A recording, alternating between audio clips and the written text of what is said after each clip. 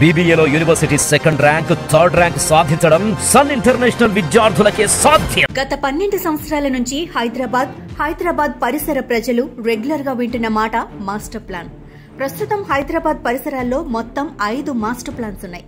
వాటి మొత్తాన్ని మిక్స్ చేసి HMDA పరిధి వరకు సరికొత్త మాస్టర్ ప్లాన్ ని తీసుకురావాలన్నది నాయకుల ప్లాన్. మాస్టర్ ప్లాన్ తీసుకురాబోతున్నాం, 2-3 నెలల్లో వచ్చేస్తుంది అని 12 సంవత్సరాల నుంచి నాయకులు, అధికారులు ప్రకటిస్తూనే ఉన్నారు. కానీ ఎక్కడ వేసిన గొంగళి అక్కడే అన్నట్లుగా పరిస్థితి ఉంది. ఎప్పుడో ఉమ్మడి ఆంధ్రప్రదేశ్ రాష్ట్రంలో 2012లో కిరణ్ కుమార్ రెడ్డి ముఖ్యమంత్రిగా ఉండగా HMDA మాస్టర్ ప్లాన్ విడుదలైంది.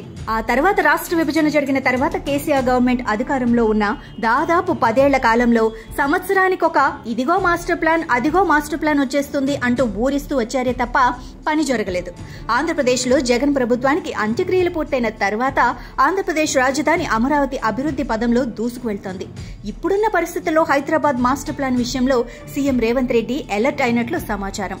12 ఏళ్లుగా అంగుళం కూడా ముందుకు కదలని మాస్టర్ ప్లాన్ అంశాన్ని ఈ ఏడాది చివరికి ఒక కొలిక్కి తేవడానికి అధికార యంత్రాంగాన్ని అప్రమత్తం చేసినట్లు తెలుస్తోంది.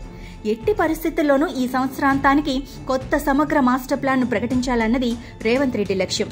లేటెస్ట్ గా అమరావతికి కేంద్ర ప్రభుత్వం 15,000 కోట్ల రూపాయలను గ్రాంట్ గా ప్రకటించిన నేపథ్యంలో అలర్ట్ అయి హైదరాబాద్ అభివృద్ధిని మరింత ముందుకు తీసుకెళ్లాల్సిన అవసరం ఉందని రేవంత్ రెడ్డి గుర్తించారు. దీనికి తొలి అడుగుగా సమగ్ర మాస్టర్ ప్లాన్ ని రూపొందించాలని సంకల్పించారు.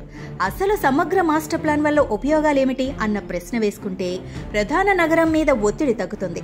సరికొత్త నివాస ప్రాంతాలు, సరికొత్త వ్యాపార ప్రాంతాలు, సరికొత్త పారిశ్రామిక ప్రాంతాలు పెరుగుతాయి. తద్వారా నగర అభివృద్ధి విస్తృతమవుతుంది.